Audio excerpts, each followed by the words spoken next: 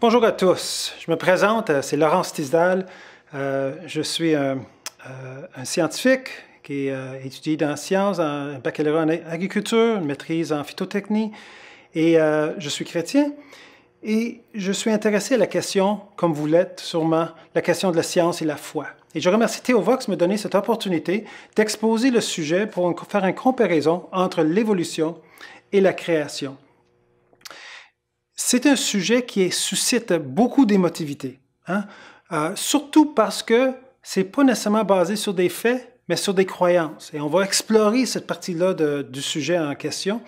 On va découvrir des évidences en faveur d'un modèle créationniste, et on va aussi parler, probablement dans un deuxième volet, sur les arguments que les évolutionnistes vont amener pour appuyer leur théorie et comment on y répond.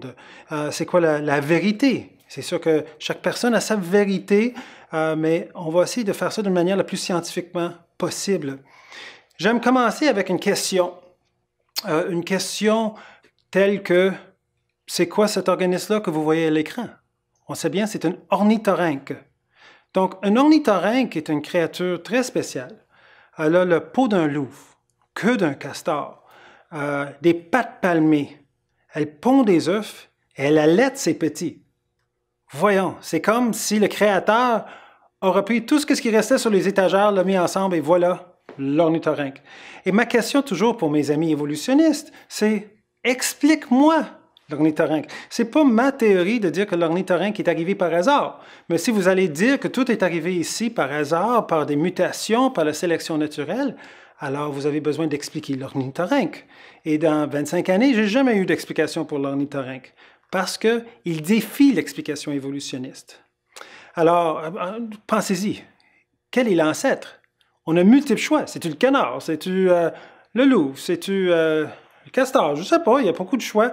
Et de toute façon, ces fossiles ne sont pas dans la bonne place. Donc, ça reste une question et j'aime poser ces questions-là pour nous faire réfléchir. Parce qu'au fond, je n'ai pas toutes les réponses. Mes collègues évolutionnistes n'ont pas toutes les réponses. C'est pour ça qu'on est dans la science. C'est pour découvrir. Et moi, je trouve que je suis en train de découvrir qu'est-ce que Dieu a fait, qu'est-ce que le Créateur a fait, les merveilles de qu'est-ce qu'il a fait. Il y a un verset dans Romains 11, 3 qui dit « Combien grandes sont les richesses de Dieu, combien profonde sa sagesse et sa science, sa connaissance. » Alors, c'est sûr que nous, on est en train de découvrir qu'est-ce que Dieu a déjà fait dans la création pour un créationniste. Souvent, on a cette idée que la création, c'est une croyance, ou le créationnisme, c'est une croyance, et l'évolution, c'est de la science. Donc, création, croyance, et il faut le dire de nos jours que si vous êtes croyant, vous êtes considéré des personnes non éduquées en général. Vous êtes une personne qui ne se fie pas à la science naturaliste. Vous êtes une personne qui fait fi des faits, et vous dites je crois, indépendamment de ce qui se trouve de la réalité. C'est ça qu'on présente dans les revues, dans les journaux, c'est comme ça qu'on nous présente. Mais ce n'est pas de tout vrai. On va découvrir pourquoi ce n'est pas vrai. Et l'idée que l'évolution est égale à la science, ça aussi, c'est problématique. Pour comprendre pourquoi, il faudrait qu'on commence à comprendre c'est quoi la science et comment la méthode scientifique fonctionne. Pour commencer, la façon que c'est supposé fonctionner, c'est comme ceci. On fait une observation. On observe quelque chose dans la nature. Et après, on va faire une théorie pour essayer d'expliquer qu'est-ce que nous observons. Okay? Disons, une pomme tombe d'un arbre, comme Isaac Newton. Bon, une pomme tombe d'un arbre. Pourquoi la pomme tombe de l'arbre? Pourquoi il ne monte pas dans les airs? Pourquoi il ne flotte pas? Donc, un scientifique va regarder, ou n'importe qui va regarder, il va se demander comment on peut expliquer cela. Donc, on va faire des théories. On va faire « moi, je pense que c'est ceci ». Quelqu'un d'autre va dire « moi, je pense que c'est ceci ». Et après ça, d'une manière scientifique, on va faire des tests. On va faire des prédictions avec notre théorie et on va faire des expériences. Donc, notre théorie va dire « si je fais ça, c'est pour ça que la pomme tombe ». Ensuite, je vais faire une expérience et si mon expérience démontre multiples fois que ma théorie et mes prédictions sont vraies, alors là, on a quelque chose de fiable dans la science. Alors, ça, c'est la façon que c'est fait. Le problème, c'est que beaucoup de fois, on commence avec la théorie et on va essayer de chercher des observations au lieu de commencer avec des observations puis ensuite faire la théorie. Et quand on commence avec une théorie et on va chercher des observations, on va fausser nos observations pour défendre notre théorie. Et donc, la science devient imprégnée de philosophie, de croyances. Qu'on soit évolutionniste ou créationniste, on a le même défi. Alors, c'est important de reconnaître quand on est en train de parler d'une hypothèse, une théorie, d'une observation, d'un fait, il faut différencier tout ça et comprendre quand on est dans un camp et quand on est dans l'autre. Alors, voilà comment c'est supposé fonctionner. Juste un point concernant la différence entre une théorie et une loi. Souvent, on m'a dit que une loi, ça prouve quelque chose. Le problème, c'est que dans la science, où une loi, disons, est plus forte qu'une théorie, et on va dire l'évolution, c'est juste une théorie. Mais non. Dans la science, la théorie, c'est le plus avancé qu'on peut l'être. La loi fait partie des bagages que nous avons pour comprendre notre théorie, pour comprendre, pour valider notre théorie. Mais ce n'est pas plus haut qu'une théorie.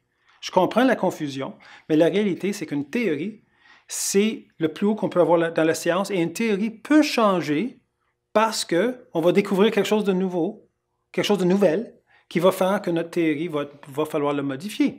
Donc ça, c'est pour expliquer ce côté-là. Donc la théorie de l'évolution, ça peut être expliqué comme ceci.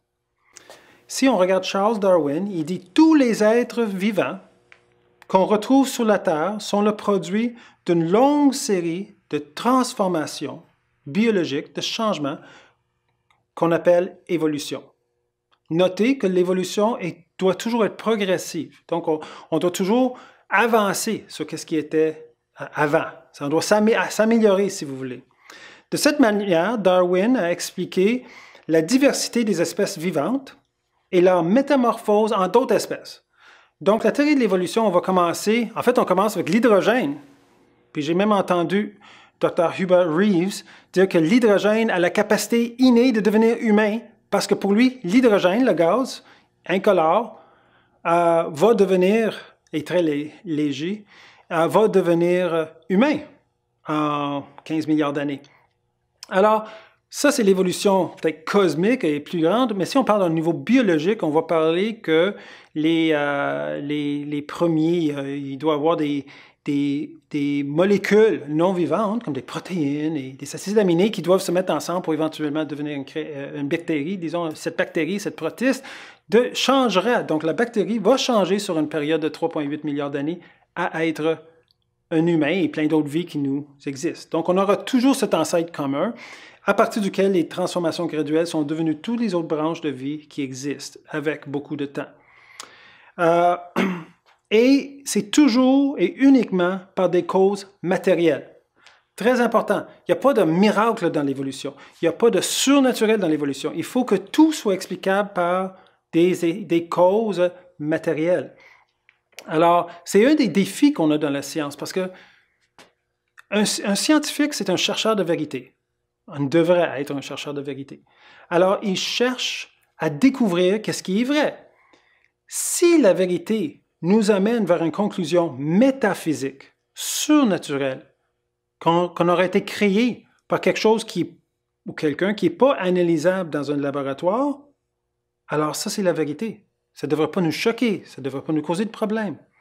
Mais en réalité, beaucoup de scientifiques veulent que toute leur réalité soit capable d'être analysable dans un laboratoire d'une manière scientifique. Moi, je ne crois pas que c'est réaliste, mais c'est ce qu'ils tentent de faire. Et la théorie de l'évolution est une manière d'englober tout ce qui est la vie biologique et de dire, voilà, on est capable d'expliquer tout sans créateur, qui était un des motifs de Darwin. Donc, les mécanismes pour l'évolution, c'est la sélection naturelle et la mutagénèse. Donc, on va expliquer plus tard c'est quoi. Vous avez tout entendu ces mots-là, les mutations génétiques. Il y a même des films qui sont faits là-dessus, etc. On va expliquer plus en détail parce que c'est important de bien comprendre ces mécanismes-là et leur force et leur faiblesse. Il y a deux modèles dans l'évolution, parce que là, on compare les théories de l'évolution avec la création, mais à l'intérieur des évolutionnistes, il y a deux courants de pensée. La première, c'est ce changement graduel. Petit à petit, la bactérie va devenir un humain ou le grenouille va devenir un prince sur 150 millions d'années. Il y a aussi une théorie qui saute, qui s'appelle néo-darwinienne. Donc, la théorie évolutionniste néo-darwinienne, néo veut dire nouveau, hein?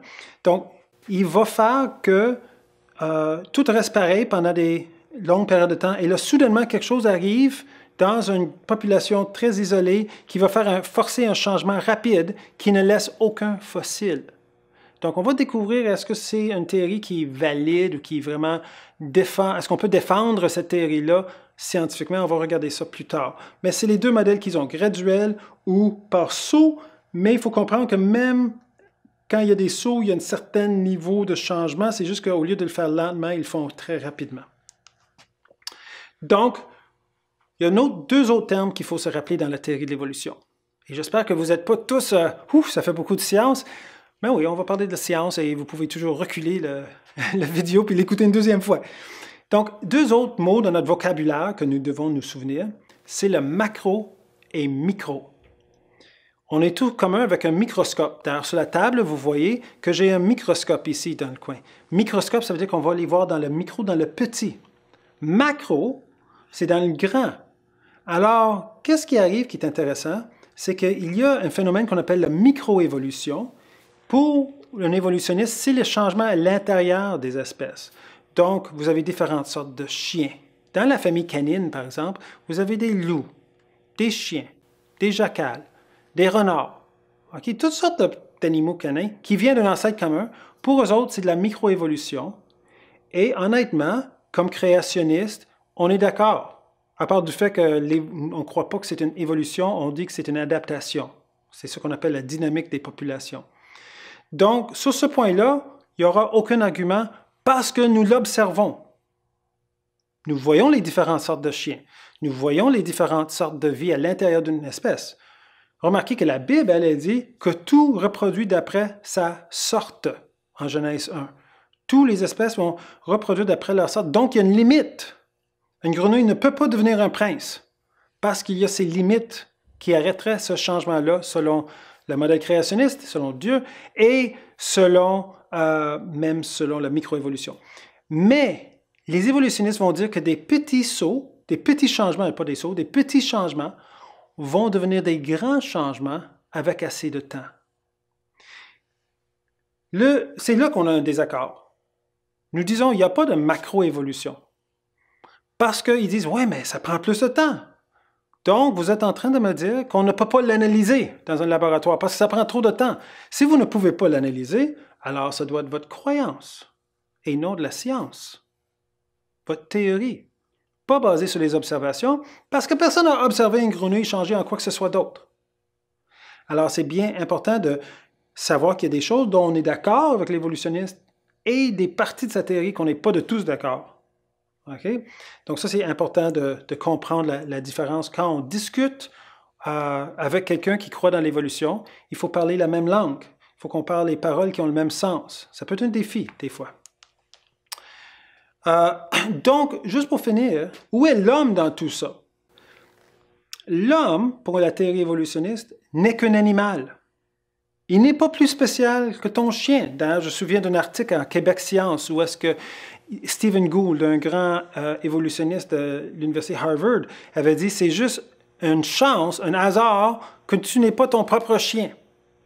Alors c'est vrai, et naturellement, il y a toutes sortes de problématiques autour de ça en termes de moralité et loi, etc. Qui a le plus de droits, les animaux, les humains, etc. Mais principalement, il faut reconnaître que la vision du monde évolutionniste, c'est que l'homme fait juste partie de la création, même la Terre comme planète n'est pas spéciale. Pour eux, il doit y avoir plein de terres partout dans l'univers où est-ce qu'il y a de la vie.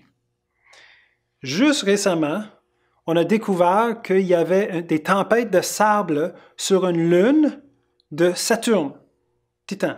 Et soudainement, les journalistes parlent de vie. Attends là. Là, ils ne parlent même plus d'eau. Ils parlent juste de tempêtes de sable entourées du gaz méthane, puis ils disent Ah, il y a sûrement de la possibilité d'avoir de la vie. Depuis quand une tempête de sable produit de la vie? Je veux dire, c'est vraiment extrême qu'est-ce qu'on voit dans les journaux, où est-ce qu'ils disent n'importe quoi va produire de la vie. Mais toute cette idée-là vient de ces racines de la théorie d'évolution qui dit on est arrivé ici par des processus naturels, donc la vie peut apparaître par ces mêmes processus ou des processus similaires dans une autre place dans l'univers. Malheureusement, hein, pour les évolutionnistes, on n'a pas trouvé d'autres planètes bleues comme la Terre. On n'a pas trouvé les conditions nécessaires et, comme je vais vous montrer, je ne crois pas que c'est même possible que l'évolution produise la vie. Donc, on va parler sur l'origine de la vie. On va...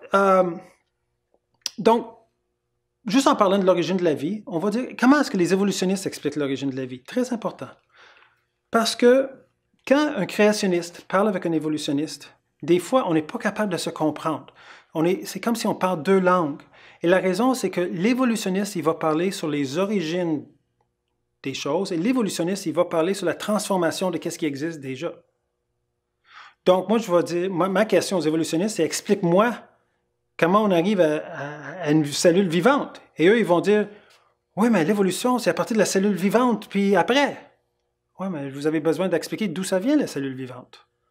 Et vous avez besoin d'expliquer d'où ça vient l'origine des yeux. Et vous avez besoin d'expliquer l'origine des ailes sur les insectes et sur les chauves-souris, le vol, et plein d'origines qu'on fait abstrait. Mais on ne doit pas faire abstrait à ça.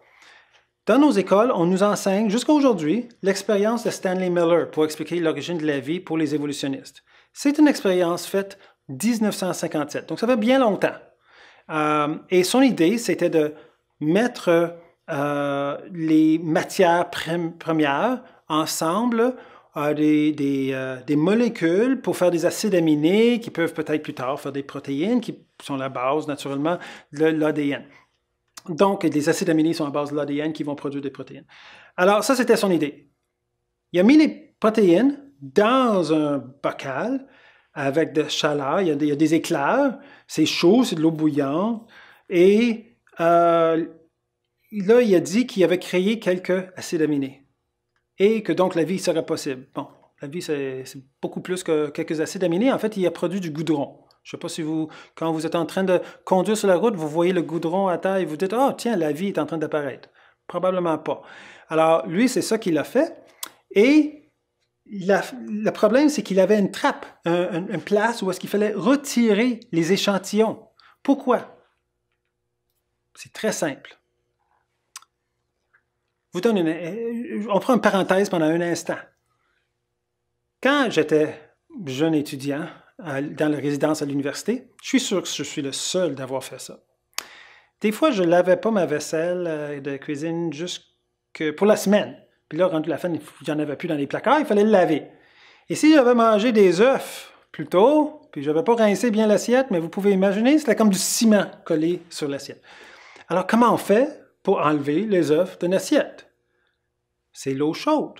Pourquoi l'eau chaude enlève les œufs de l'assiette? Parce que l'eau est un solvant. Il dissout, il défait les molécules. Alors, la pire place pour créer des molécules, ce serait dans l'eau bouillante, parce que l'équation est en train de faire l'inverse et de détruire tous les acides aminés qui sont créés. Justement, c'est pour ça qu'il fallait qu'ils mettent un robinet et une trappe pour retirer ce qui était dans l'échantillon, sinon, il allait s'auto-détruire. Pas très prometteur comme modèle pour l'origine de la vie. En plus, en enlevant l'échantillon qu'ils avaient créé, des quelques acides aminés, en enlevant, mais là, il n'y avait plus d'énergie pour continuer l'équation, c'est fini. Et ils n'ont rien d'autre parce qu'ils montrent encore ce modèle-là de nos jours dans nos écoles comme exemple de l'origine de la vie. Mais on est très, très loin, on a du goudron, puis on est très loin de l'origine de la vie, et voilà quelques raisons. Il y en a d'autres raisons, mais on n'ira pas plus en complexité que ça. Il y a d'autres raisons pourquoi ça ne fonctionne pas, ce modèle-là. Donc, je vais faire une citation. J'aime ça citer des sommités. Moi, je ne suis pas une sommité nécessairement dans un domaine quelconque, donc on aime faire référence à des personnes qui le sont. Et souvent, je cite des évolutionnistes qui parlent de leur propre théorie. Par exemple, Sir Fred Hoyle. Sir Fred Hoyle, qui est un astronome assez connu, mathématicien. Et il a dit ceci, la notion que les biopolymères et qu'un code fonctionnel, comme l'ADN, pourrait être le fruit du hasard dans une soupe organique est simplement de la folie. C'est honnête. Est-ce qu'avec ça, Fred Hoyle est devenu créationniste? Non, il a écrit un livre qui s'appelle L'évolution de l'espace, où est-ce qu'il propose que la vie n'a pas eu ses origines sur Terre, il a eu ses origines à une autre place, puis ça a été ensemencé ici par des extraterrestres. Il faut aller loin, parce que quand on est sur une autre partie de l'univers, une autre partie de l'espace, par des extraterrestres qu'on n'a jamais vus, est-ce qu'on est encore dans la science ou est-ce qu'on est dans la croyance? Je propose qu'on est rendu dans la croyance. Michael Denton, qui n'est pas évolutionniste, mais qui était un professeur à l'Université de Berkeley, il a écrit un livre qui s'appelle « L'évolution, une théorie en crise ». Ça fait bien longtemps, il a écrit quelques livres depuis, mais dans ce livre-là, il dit « Si nous considérons comment certains scientifiques décrivent la soupe prébiotique, ce mélange de molécules initiales pour faire des acides aminés, dans leur discussion sur l'origine de la vie, comme un fait, il est plutôt surprenant de constater que son existence ne repose sur aucune évidence concluante. Aucune. Pourtant, on l'enseigne à tous nos enfants. Wow. Quand même. Alors, la théorie de l'évolution, c'est cette idée. On commence avec l'hydrogène. Des milliards d'années plus tard, on a l'humain, toutes sortes de vies, et on a la sélection naturelle, mutagenèse comme mécanisme. Il y a une possibilité pour eux que ce soit graduel ou que ce soit par saut, néo-darwinisme. Et concernant les origines des choses, en fait, ils n'ont pas vraiment de réponse concernant les origines. OK? Les évolutionnistes, par contre, ils croient à leur théorie, sans l'évidence. Alors, Dr. Cyril Barrett, qui était à l'Université Laval avant, il a pris sa retraite, il va dire d'abord, l'évolution n'est pas seulement une théorie, c'est un fait. Mais un fait. Un fait, c'est quelque chose qu'on peut observer, toucher. J'ai ici un fossile d'un poisson. Ça, c'est un fait. On peut le toucher. Est-ce que l'idée que des grenouilles peuvent devenir des princes, c'est un fait? Quelle partie de l'évolution est un fait? Il dit d'ailleurs, aujourd'hui, aucun biologiste, c'est ça qu'il a écrit dans son livre, Le miroir du monde. Il dit qu'aucun biologiste, j'aime ça quand il dit ça, il englobe tout là au complet, aucun biologiste raisonnable. Ça veut dire que si je ne suis pas d'accord avec Dr. Cyril Barrett, je ne suis pas raisonnable. Et vous non plus, apparemment. Qui croit que la vie n'a pas d'histoire. C'est-à-dire que les espèces auraient été créées instantanément par une intervention surnaturelle. Il dit, il n'y a aucun biologiste raisonnable qui croit dans la création. OK, c'est faux, premièrement. En tout cas, il va éliminer plein de doctorats en biologie qui croient justement que la vie a été créée. Mais pour lui, c'est une façon de faire fi de tous les arguments des créationnistes en disant « mais personne qui est raisonnable va croire à ça. » Donc, je me présente irraisonnable pour Dr. Cyril Barrett. Par contre, Dr. Richard Dawkins, qui est un professeur à Oxford, bien connu, un athée très connu, il dit comme un préface d'un livre de biologie, « La biologie est l'étude des choses compliquées qui ont l'apparence d'avoir été conçues pour un but. » Attends, on va lire ça lentement. La biologie, pour Dr. Dawkins, est l'étude des choses compliquées qui ont l'apparence d'avoir été conçues pour un but. Ma question, c'est, s'ils ont l'apparence d'avoir été conçus pour un but, est-ce que c'est irraisonnable de suggérer qu'ils ont été conçus pour un but? Je crois que c'est l'évidence même. Mais, voilà leur manière. Ils vont dire, « Ah, ça a l'air d'avoir été créé, mais c'est pas vraiment créé. » Et on va vous expliquer comment ça a juste l'air, mais c'est pas vraiment. OK? Ça, c'est la théorie évolutionniste. Comme je vous dis, l'évolution devient alors une croyance, parce qu'on ne peut pas le montrer dans le laboratoire, l'évolution. C'est pour ça que quand je suis avec des évolutionnistes, je demande toujours la même question. Comment? Explique-moi comment. C'est à vous d'expliquer ta théorie. Moi, j'ai une explication. Ma théorie est simple. Des vaches produisent des vaches, des lamas produisent des lamas, des singes produisent des singes, et des humains produisent des humains. Heureusement. Sinon, quand une femme rentrait dans l'hôpital à voir quelque chose, elle fermait les fenêtres parce qu'elle ne saurait jamais qu'est-ce qui sortirait. Mais non, les humains ont toujours des humains. Ça, on est capable de l'observer. Mais l'idée qu'on va changer d'espèce, qu'on va devenir quelque chose de différent avec le temps, ça, on ne l'a jamais observé. Et donc, c'est une croyance. Et même des évolutionnistes, par exemple, Michael Ruse, qui avant était professeur à l'Université de Guelph, maintenant je crois qu'il est à l'Université de Floride, il était spécialisé dans la philosophie des sciences. Il est spécialisé dans la philosophie des sciences. Il est un évolutionniste. Il dit ceci: l'évolution est élevée par ses partisans au-dessus de la simple science.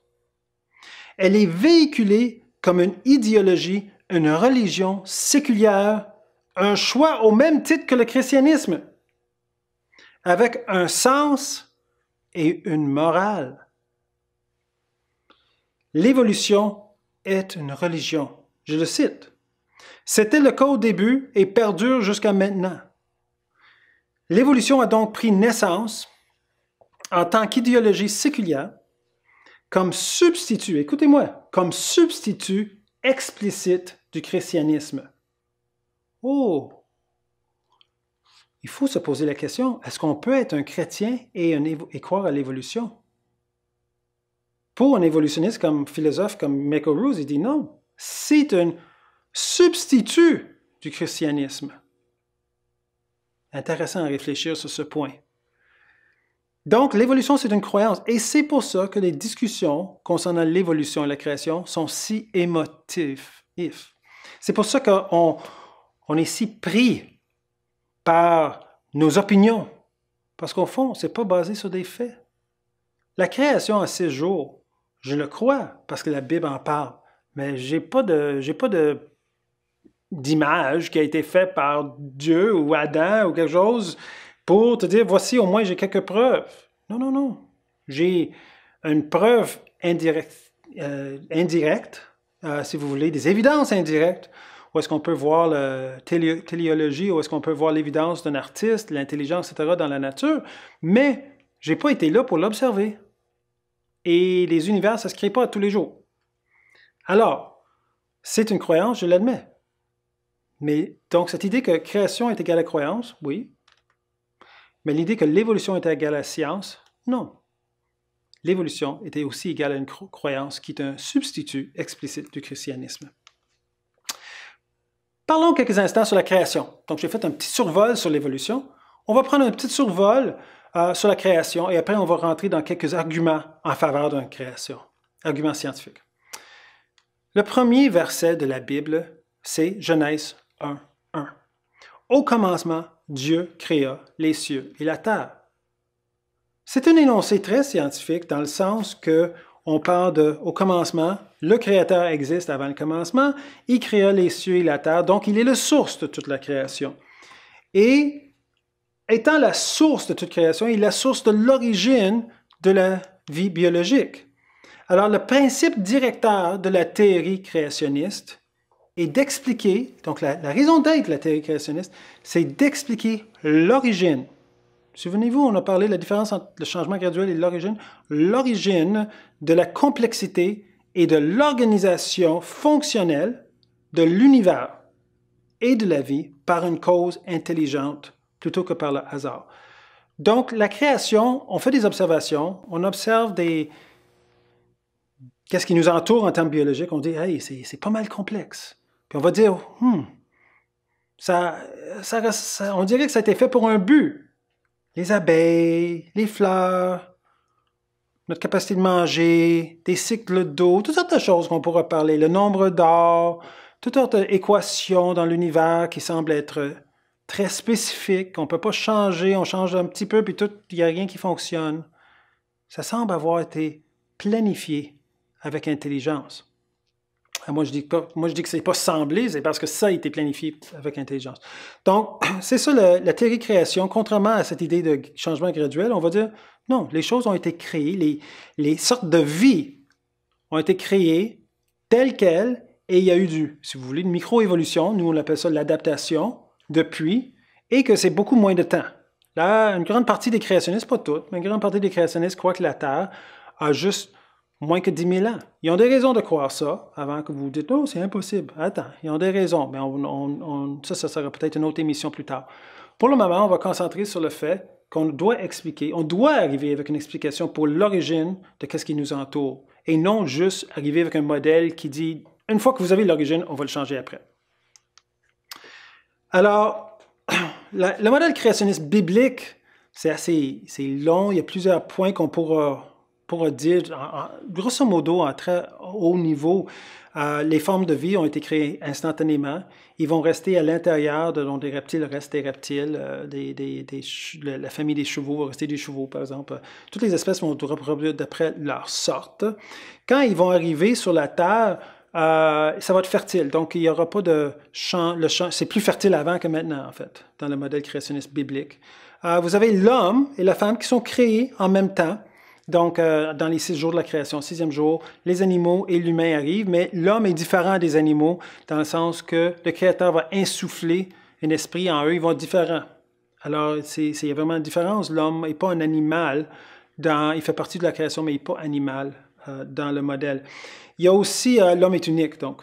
La mort serait le résultat de désobéissance de l'homme.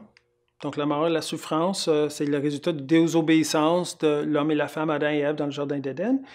Et ensuite, il y a eu des catastrophes, d'autres catastrophes, à part de celle-là, qui impliquent le tour de Babel et le déluge global, le déluge de Noé. Et quand on parle de l'environnement, il y a un grand changement d'environnement avant le déluge et après le déluge, qu'on voit dans les fossiles.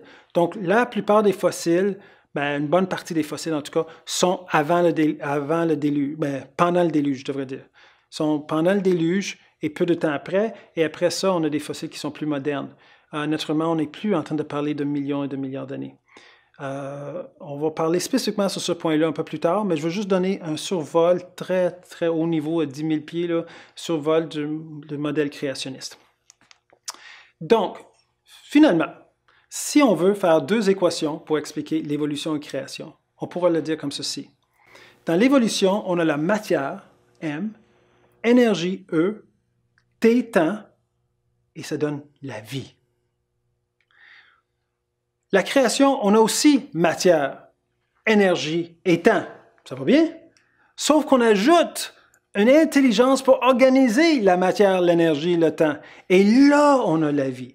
Mais c'est toute la différence. Il faut, pour que ça fonctionne, je vous donne un exemple. J'ai commencé mon doctorat à UQAM il y a bien des années. Je ne l'ai pas fini parce que j'étais engagé comme professeur et ensuite je suis allé en informatique. Mais cela étant, j'avais commencé. Pour être accepté, il fallait démontrer qu'est-ce qu'on allait faire de nos 4 années. Comment on allait organiser notre matière, notre énergie, notre temps pour s'attendre à avoir un résultat durant notre doctorat. Donc, ça prend de l'intelligence. C'est comme ça qu'on travaille d'une façon fonctionnelle. On ne s'attend pas que sans intelligence, quelque chose de compliqué et organisé, fonctionnel, va apparaître par hasard. Et pourtant, on enseigne à nos jeunes que c'est comme ça que la vie est apparue, qui est beaucoup plus complexe que tout ce qu'on a pu créer sur la Terre. Alors, dans notre première partie, on a regardé est-ce que la création, c'est vraiment une croyance et l'évolution une science? Et on a montré que l'évolution, c'est aussi une croyance. On a parlé aussi sur la question de comment on peut décrire l'évolution, comment on peut décrire la création, et une sorte d'équation très simpliste. Matière, énergie, temps égale vie pour l'évolution, et pour la création, matière, énergie, temps et intelligence pour organiser tout ça pour faire la vie. Dans la prochaine émission, on va parler de 4 arguments basés sur des faits concrets scientifiques, des lois scientifiques, qui appuient le modèle créationniste et que j'utilise souvent dans mes discussions avec les évolutionnistes et dans mes débats dans les universités. Alors, à bientôt!